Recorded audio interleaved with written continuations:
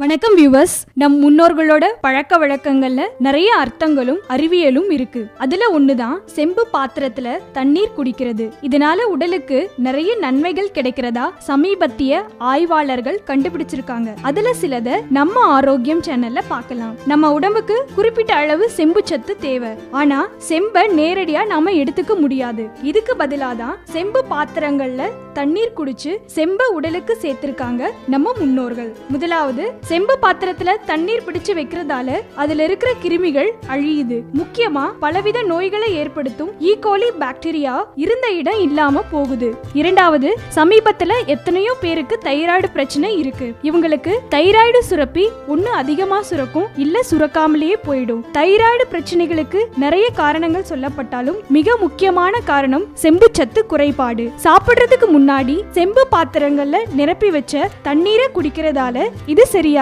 மூணாவது, நம்ம பாட்டி காலம் முதற்கொண்டே பலவிதமான மூட்டு வலிகளுக்கும் எலும்பு நோய்களுக்கும் தீர்வா செம்பு தண்ணீர் இருக்குது. அந்த காலத்துல எலும்பு முறிவு கட்டு போடுறதுக்கு கூட செம்பு பாத்திர தண்ணீரை தான் பயன்படுத்தி இருக்காங்கன்னா பாத்துக்குங்களேன். நாலாவதா, செம்பு தண்ணீரோட மிக முக்கியமான செயல்பாடு இரத்த சோகைங்கிற அனீமியாவை முற்றிலும் தடுக்குது. செம்பு பாத்திரத்துல வைக்கப்பட்ட தண்ணீரால இரத்தத்தின் ஹீமோகுளோபின் எண்ணிக்கை முற்றிலும் அதிகரிக்குது. அஞ்சாவது, செம்பு மிகவும் வேகமான காய நிவாரணின்னு சொல்லலாம். கை, கால், முகம்னு உடம்புல ஏற்படுற பலவித காயங்களை போக்குறதுக்காக தயாரிக்கப்படும் நிறைய ஆயின்மெண்ட்ஸும் ஜெல்லும் பெருமளவு காப்பரை கொண்டிருக்கு. இப்படிப்பட்டவங்க செம்பு பாத்திர தண்ணீரை குடிச்சாலே போதும், காயங்கள் வேகமா குணமடையும். ஆறாவது, இப்போதைக்கு பெரும்பாலான குழந்தைகள் ADHD, அதாவது வயதுக்கு மீறிய மூளையின் தீவிர செயல் தூண்டலால பாதிக்கப்படுறாங்க. இப்படிப்பட்டவங்க சொல் பேச்சு கேட்காம அளவுக்கு அதிகமான சுட்டித்தனத்தோட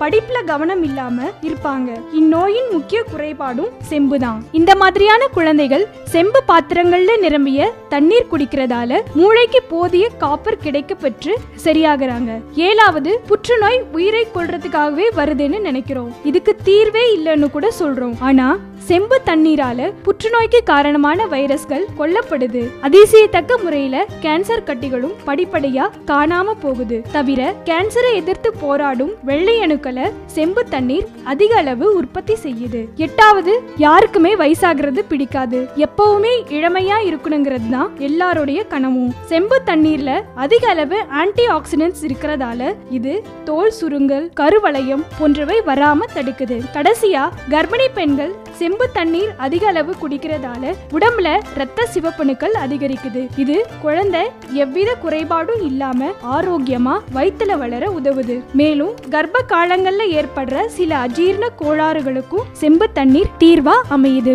இந்த குறிப்புகள் உங்களுக்கு நிச்சயம் பயனுள்ளதா இருக்கும்னு நம்புறோம். இன்னும் இந்த மாதிரி ஆரோக்கியம் சம்பந்தமான குறிப்புகளை தெரிஞ்சுக்க மறக்காம நம்ம ஆரோக்கியம் சேனலை சப்ஸ்கிரைப் பண்ணுங்க.